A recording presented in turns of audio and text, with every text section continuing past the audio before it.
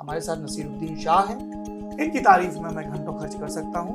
आपका कोई मुंबई के पास फार्म हाउस है जिसके दरवाजों पे आपने अपनी ट्रॉफियां मढ़वा रखी हैं। इन ट्रॉफियों की कोई कीमत नहीं है मेरे लिए। मुझे अमन फिल्म याद आ रही थी। पहली दफा आप स्क्रीन पर आए। मैं वो खुशी बयान नहीं कर सकता। जिंदगी में पहली दफा मैंने सिनेमा का कैमरा देखा और इतना बड़ा था कि मैं हैरत में पड़ गया। क्या बोला था दिलीप कुमार ने? हाँ, उन्होंने कहा कि अच्छे खानदान के बच्चे फिल्मों में नहीं आते। अब यूसुफ साहब के इंतकाल के बाद मैंने उनके बारे में एक मजमून लिखा था जिसमें बहुत लोग खफा हुए। अब हुआ करें, काश मेरी आवाज इतनी वजन रखती कि मैं इन रेसलर्स बच्चियों के हित में कुछ बोल पाता।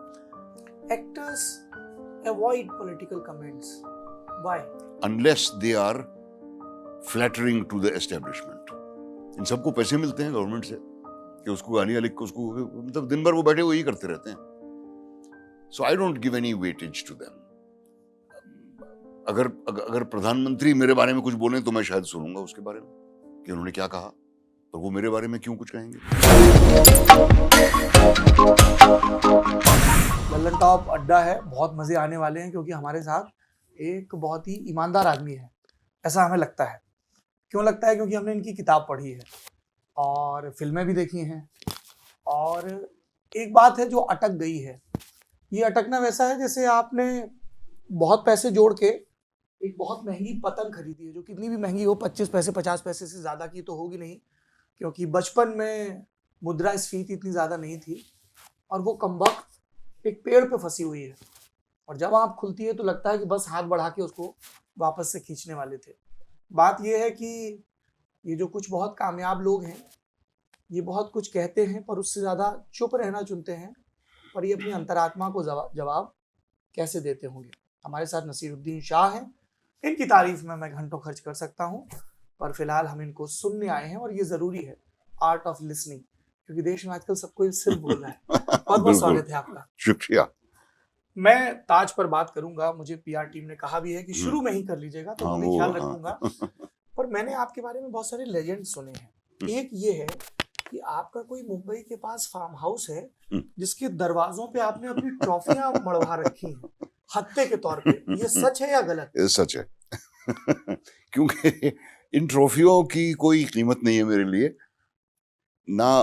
पहली वाली जब मिली थी तो मैं बड़ा खुश हुआ था, फिर उसके बाद धड़ाधड़ मुझे अवार्ड पे अवार्ड मिलते गए जब मेरा करियर शुरू हुआ था। लेकिन मुझे उस दौरान पता चला कि ये अवार्ड जो हैं ये लॉबिंग का नतीजा है। ये नेसेसरीली आपके मेरिट की वजह से नहीं मिल रहे हैं। तो मुझे मैंने उनको कहीं रख दिया। फिर मुझे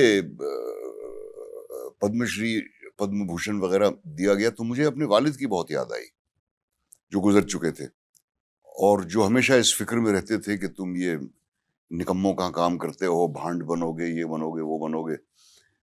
और मैं राष्ट्रपति भवन में कहा तो मैंने बाबा से मैंने कहा आप देख रहे हो कि नहीं, तो वो देख रहे थे और वो बड़े खुश हो रहे थे। तो उस बात की मुझे खुशी है।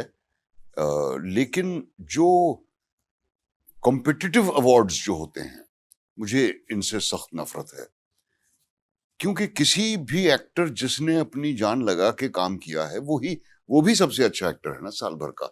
आप टोकरी में से एक बंदे को निकाल के बोलोगे ये सबसे अच्छा है, तो ये कहाँ से जायज हुई बात। मुझे बिल्कुल कोई उनमें I am no pride at all in those awards. और मैं इनफैक्ट जो आखिरी 2 मिल रहे थे मैं उनको लेने भी नहीं गया था। और मैंने जब फार्म हाउस बनाया तो मैंने सोचा कि इनको यहाँ लगा देते हैं कि जो भी बाथरूम जाएगा उसको 2-2 मिलेंगे। दोनों हाथ से दरवाजा खोलना पड़ता है। 2 फिल्म फेयर अवार्ड। आप ये मुझे बता रहे थे कि आपने कहा देख रहे हो, ताज में एक सीन है जिसमें आपका किरदार अपने बागी बेटे को गले लगाने के लिए बढ़ता है और वो ठिठक जाता है। हम सबके किस्मत में ऐसे ही है क्या कि हमारे बाप जब उन्हें गले लगाना था तब वो सख्त बने रहे और जब उन्होंने समझने की कोशिश की तब हम दूर जा चुके? बिल्कुल बिल्कुल। और मेरे साथ तो ये दो तरफा था। ना मैं अपने वालिद को समझ पाया, ना वो मुझे कभी समझ पाए। ये कि वो पुरानी रीति रिवाजियों में यकीन करते थे, भाई father is the head of the family, जो वो कहता है वही चलेगा, सबको उसके he is the planet around हुम ऑल द सैटेलाइट्स रोटेट, जो वो कहता है वो सही है बस। वो क्योंकि उनकी अपब्रिंगिंग इस तरह से हुई होगी तो उन्होंने इस तरह की, और मैंने कोशिश की अपने बच्चों के साथ मैं ऐसा ना करूं, लेकिन एक फासला बना रहा हम दोनों के बीच जो कभी भी वो दरार भर नहीं पाई, जिसका मुझे बेहद अफसोस है। और जैसा कि मैंने अपनी किताब में भी लिखा है कि मैं उनकी कब्र पे गया, उनके जनाजे पे मैं मौजूद नहीं था, और मैंने खूब बातें की उनसे, वो सब कुछ उन्हें बताया जो मैं कहना चाहता था और कह नहीं पाया था। ऐसा लगा कि वो सुन रहे थे। पर आपने जो कहा ना बिल्कुल सही है कि जब गले लगाना चाहिए तब सख्त हो जाते हैं। अब एक लड़का अगर क्लास में फेल हुआ है तो वो खुश तो नहीं होगा ना फेल होकर, जब वो घर आएगा उसकी तो हालत पतली होगी। That is the time he needs comfort. ये नहीं कि आप चिल्लाएं उस पर और धमकियां दें। तो मैं इस बात का ख्याल जरूर रखता हूं अपने बच्चों के साथ। उनकी नाकामी तो उन्हें मिल रही है, मिलेगी, जैसा कि मुझे भी मिली है। मैं कोशिश करता हूं to comfort them when they fail. पूरी तरह से कामयाब नहीं हो पाया, ये अलग बात है। आप ये बता रहे थे मैयत और जनाजे की बात, मुझे अमन फिल्म याद आ रही थी। पहली दफा आप स्क्रीन पर आए, मैं पहली झलक दफा भर के लिए, बिल्कुल जो एक लम्हे भर के लिए मैंने बड़ी कोशिश की। 7 रुपए मिले थे। 7.5 7.5, आई स्टैंड करेक्टेड। हालांकि एक्स्ट्राज को मिलते थे 15 रुपए उन दिनों, पर मैं एक्स्ट्रा यूनियन का था नहीं, और मुझे ये सब बाद में पता, मैंने ये डॉट्स जोड़े कि ये कैसे हुआ कि कुछ पैचवर्क बचा होगा, 2-3 शॉट राजेंद्र कुमार साहब के क्लोजअप चाहिए थे, उसके पीछे कुछ भीड़ चली आ रही है। तो पैम्पोश रेस्टोरेंट एक हुआ करता था लिंकिंग रोड पर, जहां पे सारे स्ट्रगलर्स पड़े रहते थे। आपका पक्का वाला ठिकाना। हाँ। तो वहां एक दिन एक बंदा आया और के ऐसे यहाँ कुछ 10 हम लोगों को इकट्ठा किया, और उसने कहा कि कल वहां पहुंच जाना नटराज स्टूडियो। तो मैंने कहा है अच्छा क्या करना है, शूटिंग करनी। अरे वाह, इसी के लिए तो आए। इसीलिए तो आए हम। और मैं पड़ा हुआ था बम्बई में, तो वो मिल गया, और मैंने किसी भी तरह धक्के मुक्की करके मैं सबसे आगे खड़ा हो गया। इसीलिए मेरा शॉट अभी भी है उस फिल्म में। मोहन कुमार साहब जिन्होंने वो फिल्म बनाई थी, उनसे मेरी कभी दोबारा मुलाकात नहीं हुई, लेकिन वो उन्होंने मेरा रोल नहीं काटा। हालांकि घर जाके मैंने सबको बताया कि मेरा तो बड़ा लंबा रोल था, मैं तो एक स्पीच भी देता था राजेंद्र कुमार की मौत पर, ये वो सब काट दिया उन्होंने। हर नाकाम एक्टर की ये कहानी होती है कि मैंने इतना अच्छा काम किया था कि वो काट दिया उन्होंने। आप जब ये कर रहे थे तो बिल्कुल भी ध्यान आ रहा था जब पहली बार पर्दे के पीछे थे, यू वर अरे प्रिपेयरिंग योरसेल्फ, बिल्कुल, पर्दे पे लात मार के। हाँ। मैं वो खुशी बयान नहीं कर सकता। जिंदगी में पहली दफा मैंने सिनेमा का कैमरा देखा, और इतना बड़ा था कि मैं हैरत में पड़ गया। और फिर वो एक शॉट लिया गया जो है नहीं फिल्म में, कि हम सबको एक लाइन में खड़ा किया गया, और कैमरा जो था वो हर एक पर पैन करता हुआ जा रहा था, और किसी वजह से जब वो मेरे ऊपर था तो वो रुक गया, वो कुछ ठीक ठाक कर रहे थे, और मुझे अपना प्रतिबिंब दिखाई दे रहा था कैमरा की लेंस में। वो एक जादुई लम्हा था मेरे लिए।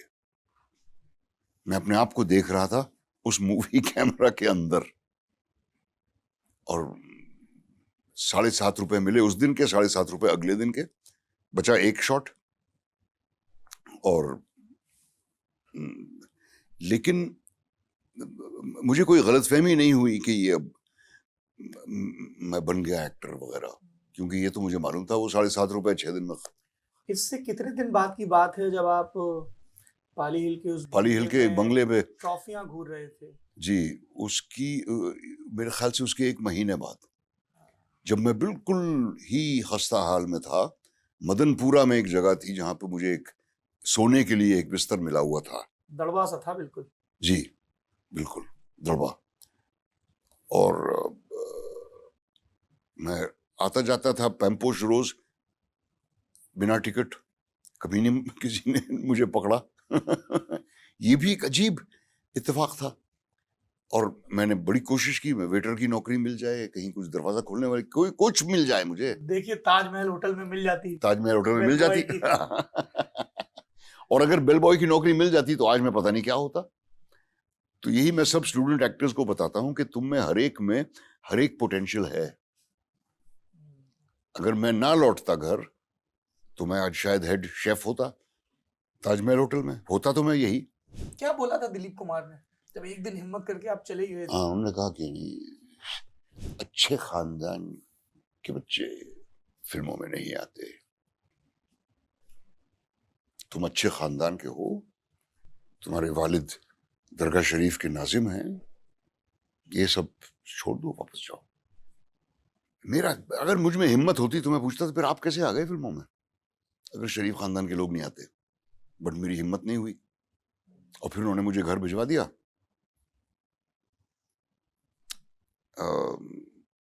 फिर उनसे मुलाकात हुई एक मुद्दत बाद, कर्मा की शूटिंग के दौरान, पर मैंने उन्हें वो वाकया याद दिलाने की कोशिश नहीं की, क्योंकि उनके घर हजारों आते होंगे मुझ जैसे, और मेरे ख्याल से उन्हें याद भी ना होगा। पर हमें याद है ये 3 इस तरह के जो मोमेंट हैं। एक, जब आपके वालिद को आपके निकाह की खबर मिलती है, फिर आप एक रात के लिए जाते हैं, बस वो लगभग खाना खा चुके हैं, दैट टेंशन। फिर अलका जी का आपको गद्दार कहना, और ये उसके बीच में ये, बल्कि उसके पहले ये दिलीप साहब वाली बात। नहीं, दिलीप साहब वाली बात, हाँ, तो उसके सबसे उससे पहले पहले, सबसे पहले यही हुई। ये मेरे ख्याल से कहीं डिटर्मिनिंग मोमेंट्स थे मेरी जिंदगी के। मुझे जरा भी ख्याल नहीं आया कि मेरे वालिदैन क्या सोचेंगे शादी के बारे में सुन के, या घर से भाग जाने के बारे में सुन के। और उन्हें जरा खबर नहीं थी कि मैं कहाँ हूं। वो तसव्वुर भी नहीं कर सकते थे कि ये कहाँ गया। झगड़े वगड़े मेरे होते रहते थे कॉलेज में, नानक चंद कॉलेज में था मैं, मेरठ में। तो उनको डर लगा कि किसी ने मार तो नहीं डाला, किसी ने किडनैप तो नहीं कर दिया उन्हें। और मैंने खत भी नहीं छोड़ा कोई, ना मैंने खत लिखा घर, टेलीफोन तो था ही नहीं हमारे घर पे। तो मैं अब सोचता हूं कि क्या बीती होगी उन पर जब इस तरह से मैं गायब हो गया। मेरा बेटा जो परफेक्टली जिम्मेदार है, अगर वो कहता है कि 9 बजे आ जाऊंगा और वो 12 बजे तक नहीं आता, मैं घबराने लगता हूँ कि क्यों नहीं आया। तो मैं आई ट्राई टू इमेजिन, अगर वो जज्बा मुझे कभी पोर्ट्रे करना पड़ा, मालूम नहीं कर पाऊंगा कि नहीं।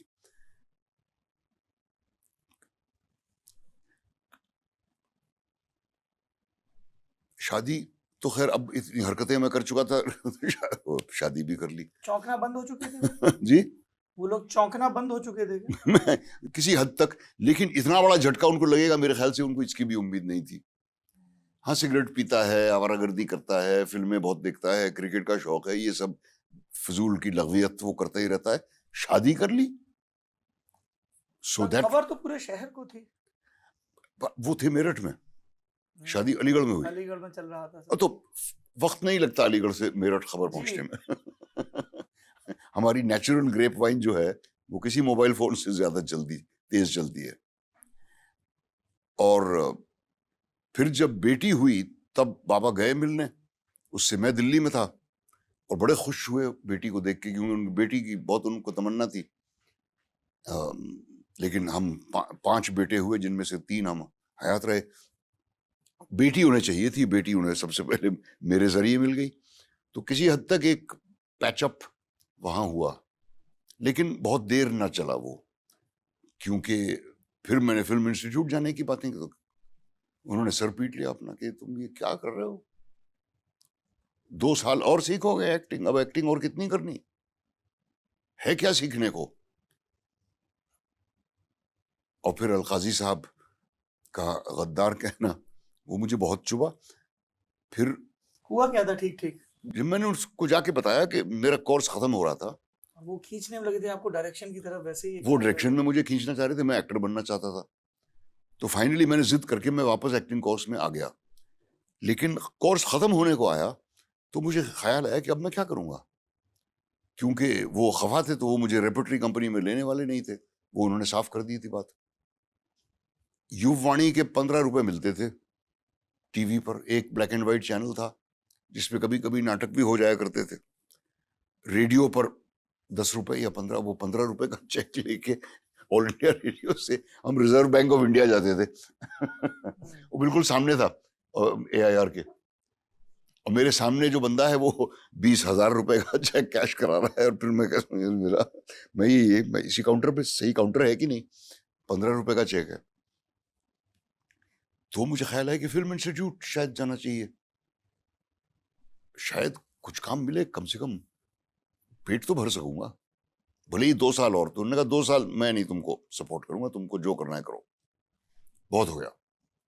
That was for them the last straw.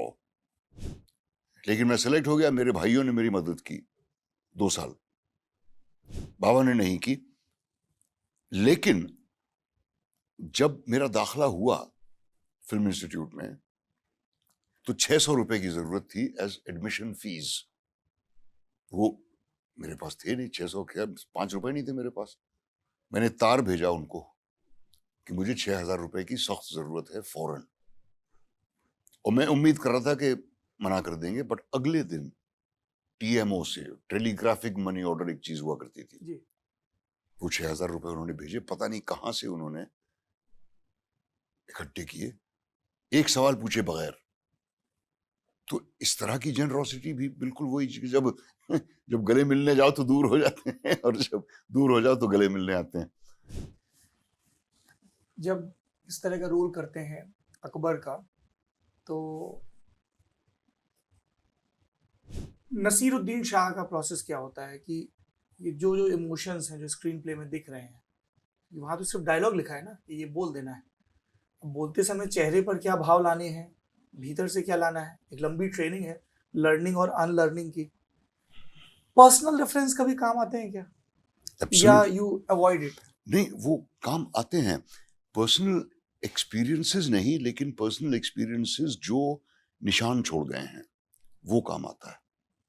अब अक्सर एक्टरों की ट्रेनिंग में एक बहुत ही गलत चीज उनसे करवाई जाती है, और आमतौर पे मैंने देखा हर एक्टिंग के स्कूल में, जो बहुत सारे जिसमें ढकोसला है, महज सिखाते कुछ नहीं है, उनको नचवाते हैं हिंदी फिल्मी गानों पर, किसी हीरो से हाथ वाथ मिलवा देंगे और उनसे हजारों रुपए लेकर एक हफ्ते में कह देंगे जाओ तुमने सीख ली एक्टिंग। ऐसी दुकानें चलती हैं? दुकान, अरे हर एक मोड़ पे है। मतलब कोड़ की तरह फूट रही हैं ये दुकानें। एक्टिंग, भी बुलाते हैं ऐसे एक्टिंग की दुकान आज बुलाते हैं, मैं नहीं चाहता। मैं सिर्फ सुभाष घई साहब के इंस्टीट्यूट में गया था, क्योंकि वो बाकायदा इंस्टीट्यूट है, और उन्होंने मुझे खुली चिट्ठी दी थी कि तुम्हें जो करना है करो। तो 2 साल उनके साथ मैंने काम किया। लेकिन सॉरी, सवाल क्या था, मैं भूल गया।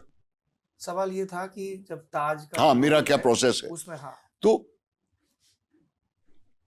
शुरू में मेरा ये विश्वास था कि किसी भी किरदार को गहराई में समझना बहुत जरूरी है, और जितने उस किरदार के नजदीक जा सको वो जाना जरूरी है। धीरे धीरे करते करते, तजुर्बा पाते पाते, जब मुझे महात्मा गांधी का रोल मिला थिएटर में करने को, या गालिब का रोल मिला, या आइंस्टाइन का रोल मिला, तो मैं सोचता था कि मैं इन किरदारों को समझ कैसे सकता हूं। गांधी जी को मैं समझने निकलूंगा, गालिब को मैं समझने की कोशिश करूंगा, या आइंस्टाइन को मैं समझने की कोशिश करूंगा? ये तो बिल्कुल बेकार की बात है। So I believe that to play a character you don't have to understand him, उसका साइको एनालिसिस करने की जरूरत नहीं है, वो कर क्या रहा है उस पर गौर करना चाहिए, क्योंकि सारे जज्बात जो पैदा होते हैं वो via what he is doing पैदा होते हैं। तो जो गलत काम करते हैं ये एक्टिंग स्कूल्स के, स्टूडेंट से कहते हैं कि अपने अपनी जिंदगी का कोई वाकया बताओ जो तुम्हें अभी भी याद है और जिससे तुम्हें बहुत अफसोस हुआ था, तो कोई बेचारा अपने चाचा की मौत का बताता है, कोई अपने नाना की, कोई अपनी नानी की बीमारी, कोई, और वो जाहिर है कि रोने लगते हैं। और वो टीचर उनसे कहता है कि अब ये याद रखो, जब इस तरह का की जज्बात चाहिए तो ये ही करना, उस पुराने वाकये को याद करना, which to my mind is nonsense. उस वाकये को याद नहीं करना चाहिए, उस जज्बात को याद, उस जज्बे को याद करना चाहिए, वो आपके साथ रहना चाहिए। तो मैं अपने वालिद की जगह 3 बेटे, मेरे वालिद के भी 3 बेटे, तीसरा बागी, तो कहीं पर मैंने उनको समझने की कोशिश की, या उनको अपनी अपनी जगह उनको रखने की कोशिश की अकबर बन के, और जो उन्हें महसूस होता था उसको समझने की कोशिश की। But the important thing for an actor is not what is the character feeling, but what is the character doing. Act शब्द का मतलब ही होता है to do, डिक्शनरी में, to do, not to pretend, not to become another character, not to speak, there's nothing, to do. आप हमारे देश में हिस्ट्री को लेके बहुत बहस शुरू हुई है, जिसकी बहुत सारी पॉलिटिकल जिसके रीजंस भी हैं, और कई लोगों को वो बिल्कुल कैची सी हेडलाइन मिल जाती है, अरे फलाने ने ये कहा मुगल ऐसे, ढिकाने ने कहा मुगल वैसे। ज़्यादातर बहसें इसमें जो हैं वो कम पढ़ी लिखी बहसें होती हैं। बिल्कुल। So even if you have to discard Mughals or any empire, you'll have to read about them, you'll have to know about their contradictions. आपको नरेशन हुआ होगा, आपके दिमाग में क्या चल रहा था? मेरे दिमाग में मैं फिक्रमंद था, क्योंकि पृथ्वीराज जी ने जो किया है अकबर की का रोल, वो जैसी भी एक्टिंग है, मैं उसके बारे में बात नहीं करना चाहता, लेकिन वो बैठ गया है लोगों के दिमाग में कि अकबर यही थे, ऐसे ही थे। उसका जो पोस्टर भी बना था उसमें वो बहुत ऊंचे दिख रहे हैं और सलीम छोटा छोटा सा ऐसे देख सा। हाँ। तो वैसा जुस्ता तो है नहीं मेरा, ना वैसी पर्सनैलिटी है मेरी, ना वैसा ऑरा है मेरा जो पृथ्वीराज जी का था। तो मैंने सोचा कि ये रोल मैं नहीं करूंगा, क्योंकि कंपैरिजन होगा, मैं मारा जाऊंगा। लेकिन स्क्रिप्ट पढ़ने पर मैंने अपना इरादा बदल दिया, क्योंकि स्क्रिप्ट में कोई भी ऐसी चीज नहीं थी जो पृथ्वीराज कपूर साहब के परफॉर्मेंस से जरा भी मिलती हो उस कैरेक्टराइजेशन में, ना सलीम के ना अनारकली के कैरेक्टराइजेशन में। नो लाउड वन लाइनर्स, नहीं, डायलॉग बाजी नहीं है। अब माना कि वो बहुत ही इमॉर्टल, सलीम तुम्हें जीने मरने नहीं देगा और हम तुम्हें जी वगैरह वगैरह, जलाल अकबरी से खुदा तुम्हें महफूज रखे, इस तरह की डायलॉग नहीं है इसमें कॉन्वर्सेशंस हैं, which I tried to make as conversational as possible.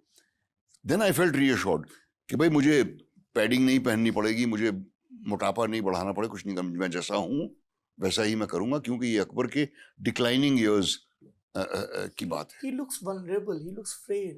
Exactly, and that is what I found interesting about it, कि उसकी जो फ्रेलनेस, और किसी जमाने में वो बहुत तगड़ा था। Yes. हाथी वाथी वो टेम करता, वो जंगली हाथियों को वो टेम करते थे अकबर साहब। अब मैं भी जवानी में अच्छा खासा लहीम शहीम था, एक्सरसाइज वगैरह करता था, वेट लिफ्टिंग वगैरह भी की है मैंने, तो it was easy to imagine कि मैं यही इंसान हूं in the course of the shot, not otherwise. वरना मैं फिर इंसिस्ट करता कि भाई जब मैं आऊं तो ऐलान होना चाहिए, बाब मुलाहिजा होशियार। तो इस सीरीज की राइटिंग ने मुझे बचा लिया। अगर उसमें जरा सी भी मुगल आजम की झलक होती, मैं ना करता। फीडबैक मिला आपको? जेन्युइन फीडबैक, नॉट द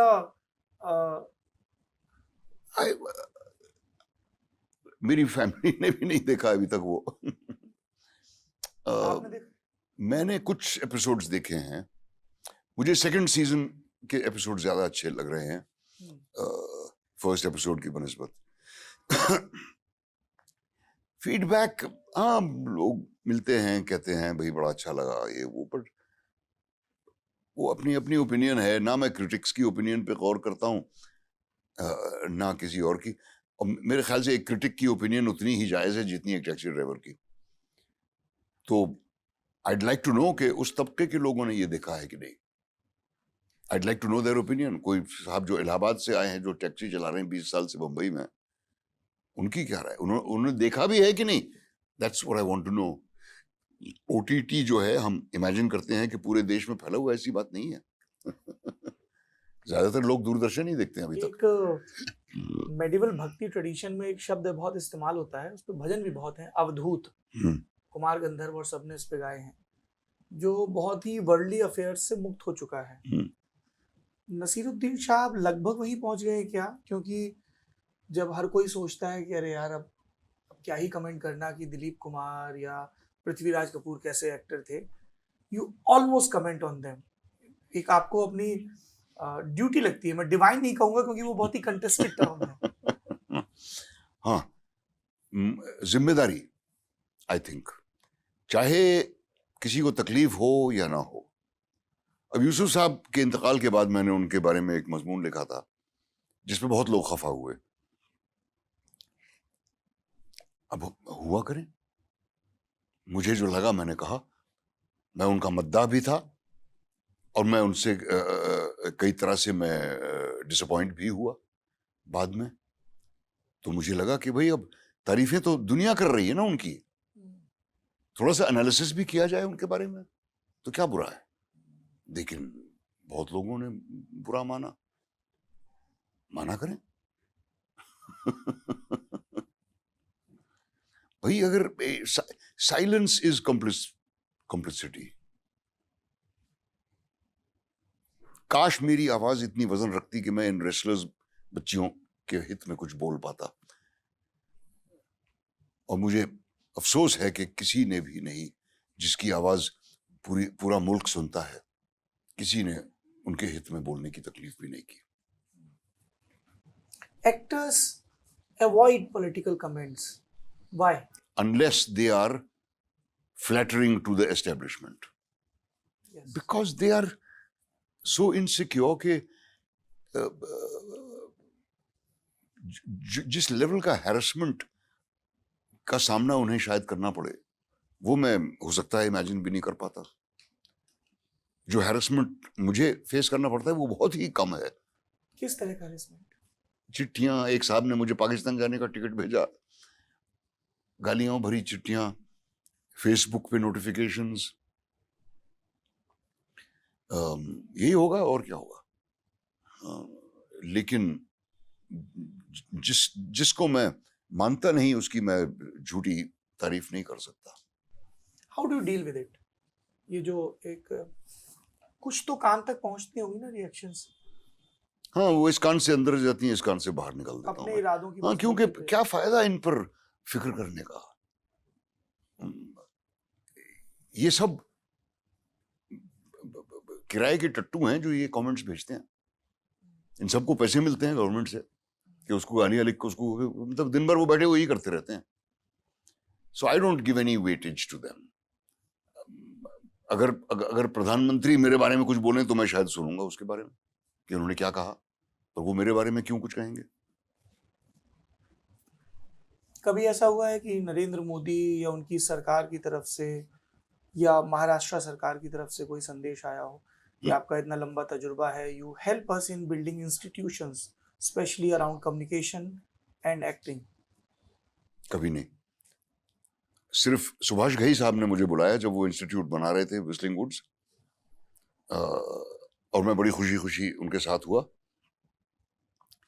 और 2 साल मुझे मौका मिला and I manage to establish a department for acting जहाँ पर एक्टिंग सही तरीके से सिखाई जाए और बाकायदा एक फैकल्टी हो उसमें, but not from the Indian government, not from the Maharashtra. कभी पहले कांग्रेस का राज, भाजपा कांग्रेस के लिए एक आध बार भाई कि अब सरधने से खड़े हो जाओ, एमएलए के सरधने का हूं मैं, मेरठ के पास। सरधने से एमएलए के लिए खड़े हो जाओ। मुझे नहीं। कब की बात है? ये मुद्दत पहले, मेरे ख्याल से 20-25 साल पहले, 90s। हमारे एक रिश्तेदार हैं बुलंदशहर के, उन्होंने कहा कि तो भाई मेरा ऐसा ऐसा लोग कह रहे हैं सरधने में। मैंने कहा ये मेरे बस की बात नहीं है। एक बेगम समरू को संभाल ले सरधना बहुत है। बिल्कुल, हाँ, वही बहुत है। सरधने में जब मेरी पिक्चर लगती है तो सरधने वाले नसीरुद्दीन शाह उस पर लिखा जाता है। कमाल है। एक जब हम इसके रशिस को देखते हैं ताज के, हर कोई अपनी गिवन आइडेंटिटी को लेके बड़ा अनश्योर दिखता है, इसीलिए बार बार वो चीजें आती हैं कि भाई तख्त पे बैठना है तो ताज का वजन उठाना पड़ेगा, this that, everybody is trying to claim something else. Naseeruddin Shah जब इतने सारे डेकेड्स देखते हैं तो उनको बहुत सारी आइडेंटिटीज मिली हैं। सरधने वाला एक आइडेंटिटी, क्योंकि नसीरुद्दीन शाह नाम है तो एक मुस्लिम आइडेंटिटी है, लेकिन जो अपने आप को बहुत ही मेजर करके मुसलमान मानते हैं कि साहब हम मुसलमान हैं, उनकी नज़र में आपकी वो भी कंटेस्टेड आइडेंटिटी है। कलाकारों के बीच अलग अलग ढंग की आइडेंटिटीज आप डिस्कार्ड कर देते हैं या बहुत ज़्यादा ही खराब बोल देते हैं, तो आप कैसे नेविगेट करते हैं सारी आइडेंटिटीज में? Being actor, being Muslim by birth, वो एक सोशल आइडेंटिटी है। बिल्कुल। देन बीइंग इन, मतलब एनएसडी वाला भी है, एफटीआई वाला, जो भी बड़े रेयर कॉम्बो है। और फिर ये पीआर वाले भी पहलू बदलने लगते होंगे, अरे यार ये लाइन क्यों बोल दी इन्होंने। हाँ, मुझे बहुत ज्यादा फिक्र नहीं होती और बहुत मेरे जहन में कोई कंफ्यूजन नहीं है। बीच में अजमेर भी आता है, अजमेर शरीफ जहाँ मेरे वालिद साहब दरगाह के नाजिम थे। नैनीताल भी आता है जहाँ मैं पढ़ा, जहाँ पे आयरिश जो बोर्डिंग स्कूल थे, जो हमारी धुलाई किया करते थे बहुत ही बुरी तरह से। महा ठंडे अंडे। बिल्कुल। तो ये I think all these identities blend to make me whatever I am. मुझे फख्र है इन सब आइडेंटिटीज पर और बहुत कुछ मिला भी है इन सब से। और मेरी इंडिविजुअलिटी तो वही है ना, चाहे मैं, अब खुदा मालूम क्या होता अगर मैं सुपरस्टार बन गया होता, जिसकी मुझे कभी तलब थी नहीं। मैं सिर्फ, मेरी दुआ हमेशा ये होती थी कि जब मुझे जितनी ज़रूरत हो तब उतना हो मेरे पास, और वो दुआ पूरी हो गई। मेरी अम्मी दुआ देती थी कि खुदा तुझे इज्जत दे। उन्होंने कभी नहीं कहा कि बहुत दौलत कमाना, ये करना, वो करना, बस यही कहती थी वो, खुदा तुझे इज्जत दे और अपने बच्चों की खुशियां देखते रहो। तो ये दुआएं तो कामयाब हो गई। आप ये बोल रहे हैं तो मुझे इज्जत के साथ साथ खुशी याद आ रही है, और जब मैं खुश नसीरुद्दीन शाह को याद करता हूँ तो वो मुझे आम खाता हुआ नजर आता है। बिल्कुल, आम जैसा फल दुनिया में नहीं है। और गालिब साहब को भी आम का बहुत ही शौक था, और बचपन से ही, क्योंकि खेत वगैरह थे हमारे सरधने में, तो आमों के बागान वगैरह जाया करते थे, पिकनिक होती थी, और उसे कहते थे आम गिन के कोई नहीं खाता। और फ्रिज था नहीं, तो ट्यूबवेल के अंदर वो डाल दी जाती थी टोकरी, तो आम ठंडे हो जाते थे और फिर हम निकाल के खा 10-10 खाते थे। अब इतने नहीं खा सकता मैं। दस्तावर है। ओहो। ऐसे डायरेक्टर्स और राइटर्स को धुकधुकी रहती होगी कि इस आदमी के लिए क्या लेके जाएं। ऑन एन एवरेज कितनी स्क्रिप्ट्स, मतलब आते हैं काफी स्क्रिप्ट्स मेरे पास। मैं कुछ की तो शक्ल देख के ही उनको अंदर रख देता हूं, कवर जो होता है, और जो स्क्रिप्ट मेरे पास आता है जिसमें तस्वीरें हो मेरी उस रोल में वगैरह वगैरह, वो मैं हाथ भी नहीं लगाता, क्योंकि ये मुझे मालूम है कि ये प्रोजेक्ट नहीं बनने वाला है। कुछ वाइब्रेशंस की बात है। अब जैसे वेडनेसडे फिल्म की स्क्रिप्ट मेरी मेज पे कुछ 6 महीने पड़ी रही, क्योंकि वो दब गई थी, और स्क्रिप्ट में एक दिन मैं देख रहा था, फिर मैंने देखा ये मुझे ठीक लगती है, वो मैंने निकाल के पढ़ी। पतली सी स्क्रिप्ट थी, मुझे बहुत अच्छी लगी, और वो फिल्म भी कामयाब तो हुई, हालांकि शायद एक हिडन मैसेज था उसमें। हाँ, वो जो सारे टेररिस्ट मुसलमान थे चारों। नीरज से मैंने पूछा भी, मैंने कहा ये डिलिबरेट है कि नहीं। मैंने कहा एक टेमिलियन क्यों नहीं रखा तुमने यहाँ पर? नहीं वो ऐसी, nothing political in this. How can be nothing political in this? कोई नक्सल नहीं। कोई नक्सल नहीं। कोई कोई माओवादी नहीं। LTT वाला नहीं, कोई माओवादी नहीं, चारों मुसलमान। जबकि आज सुबह ही अखबारों की पहली खबर है कि मणिपुर में जो कन्फ्लिक्ट चल रहा है तो वहाँ पे जो 30 मिलिटेंट्स न्यूट्रलाइज किए गए। हम्म। अब वो कौन थे किसी को नहीं मालूम। और वो पॉपुलर कल्चर में आएंगे कभी विलन की शक्ल में। हाँ, मजहब का झंडा लिए हुए। मजहब मतलब आखिरत की फिक्र है लोगों को, दुनिया में क्या हो रहा है उसकी नहीं, कि भाई मैं जन्नत जाऊंगा कि नहीं, मैं ऊपर वाला मेरे अच्छे कर्म नोट कर रहा है कि नहीं। मुझे तो हमेशा से ही ये बात बेवकूफ़ी की लगी कि एक अल्लाह मियाँ बैठे हुए हैं ऊपर और वो हर एक को देख रहे हैं और हर एक के बारे में नोट कर रहे हैं कि इसने क्या किया, उसने। मैंने कहा बहुत ही बिजी रहते होंगे वो, मतलब उनको फुर्सत ही कहाँ होगी कुछ और करने की। तो ये बातें तो मुझे तब भी नहीं सूझी जब 5-6 साल की उम्र में ये कहानियां मुझे बताई जाती थी, और अब तो खैर बिल्कुल ही मैंने आई एम लैप्स्ड मुस्लिम। क्या करे ठीक ठीक आदमी जो इन सारी आइडेंटिटीज के बीच जी रहा है। वो थोड़ा सा हिंदू थोड़ा सा मुसलमान है, साइंस पढ़ना या पढ़वाना चाहता है अपने बच्चों को क्योंकि उसे समझ में आ गया है ठीक ठीक कि तरक्की का रास्ता यही है। साइंस पढ़ना पढ़वाना चाहता है पर साइंटिफिक टेम्परामेंट लाने को राजी नहीं है।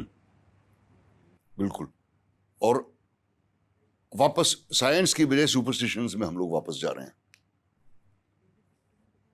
कि इससे कैंसर भी क्योर हो जाएगा, इसमें हवाई जहाज भी उड़ेगा, इससे ये भी होगा, इससे वो भी होगा।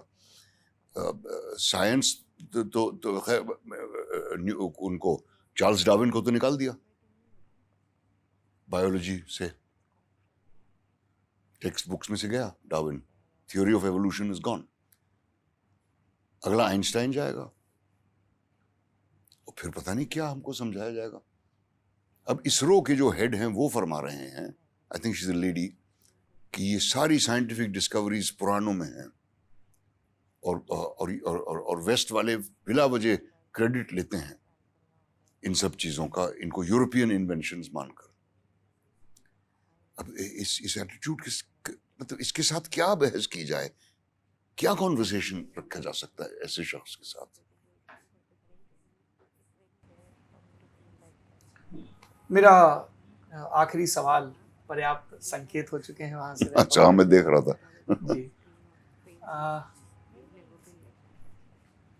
दो चीजें ध्यान आ रही हैं मुझे। एक तो कई ख्वाहिशें हैं जो बहुत देर में आती हैं पर आती हैं बादल बन के। आप गालिब का जिक्र कर रहे थे और आपने वो खबर पढ़ी थी कि अच्छा ये बना रहे हैं, चिट्ठी लिखी थी, या आपने दिलीप साहब से तब नहीं कहा लेकिन you were in the same frame.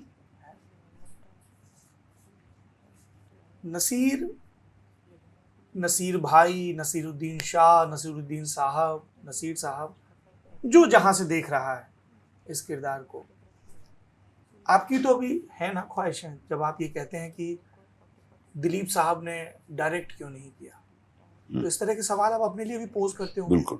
How do you respond to those questions asked by Naseeruddin Shah? By acting on it.